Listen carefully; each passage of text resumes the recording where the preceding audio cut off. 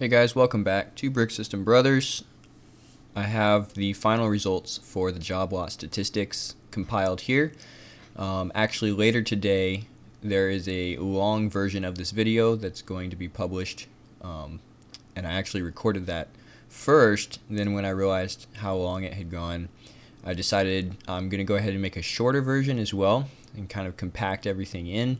So if you are interested in more details related to this, feel free to watch that later today.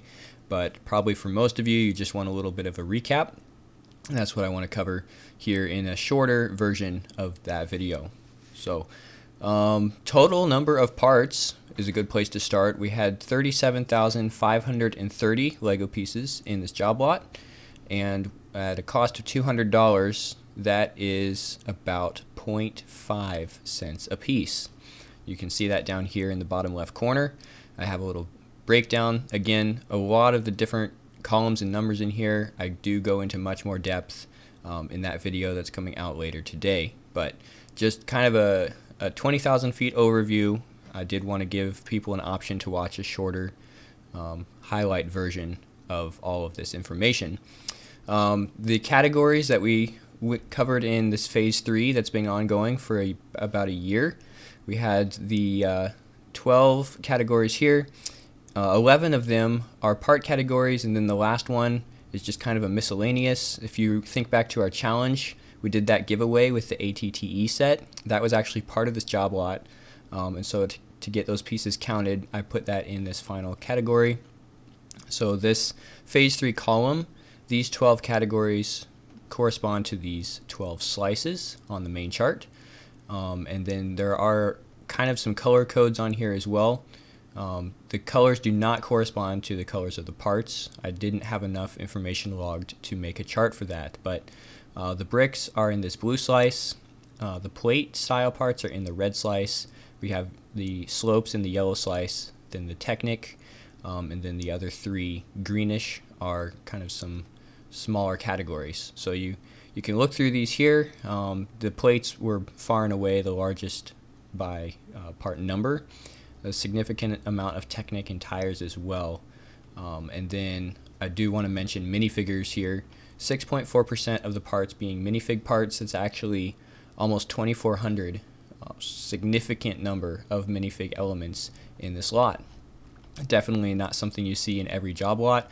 A lot of people that sell bulk Lego will pull minifigs out before they sell that. So compare this to the Boston Brick Company bulk lot that I had.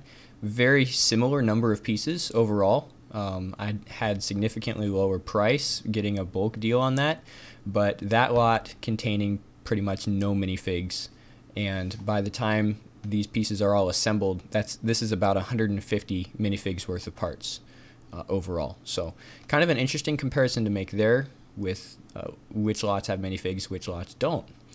The other chart here is the overall contents of the lot.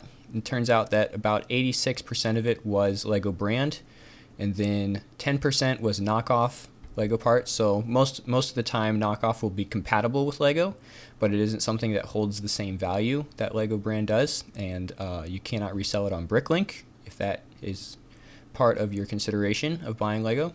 And then there is about 3% of just other random stuff that gets mixed in with the toys, like action figures, marbles. Just think of what's on a kid's bedroom floor, pick it up in a pile, and that gets mixed in with these bulk Lego lots usually. And up here at the top left corner is a little bit about the sorting round process. The multi-round sorting kind of gave me the opportunity to look at how efficient I was in terms of finding all of the knockoff parts right away, and some of the percent error there. So it turns out the actual pulling of Lego only 0.3% off in terms of stuff that I thought was Lego that turned out to be knockoff brand. Actually had more difficulty with identifying the broken Lego pieces in the first time around, and pulling out many more of those during round 2 sorting process. So that's kind of the 4 main areas on the chart here. Keep an eye out for that long version. I think it's about 25 minutes, and that will go into much more detail, but just some of the highlights from the job lot breakdown. Again, something that I've had in mind to do since I bought it, and started logging stuff in Rubricable to keep track of these numbers. I ended up not getting everything logged, which is why I'm not doing the color breakdown. By the time I got to the modified plates, there's just the sheer variety of different lots, and even looking at part variants, it just became a huge chore to do all of that. So a significant number of the parts were logged in my inventory, and that helps me know what I do have on hand. I can just go and reference that.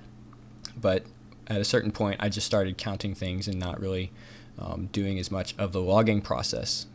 So I did get the final count, almost 40,000 parts for $200. Over a year later, finally have some numbers to look at here. So I have enjoyed it.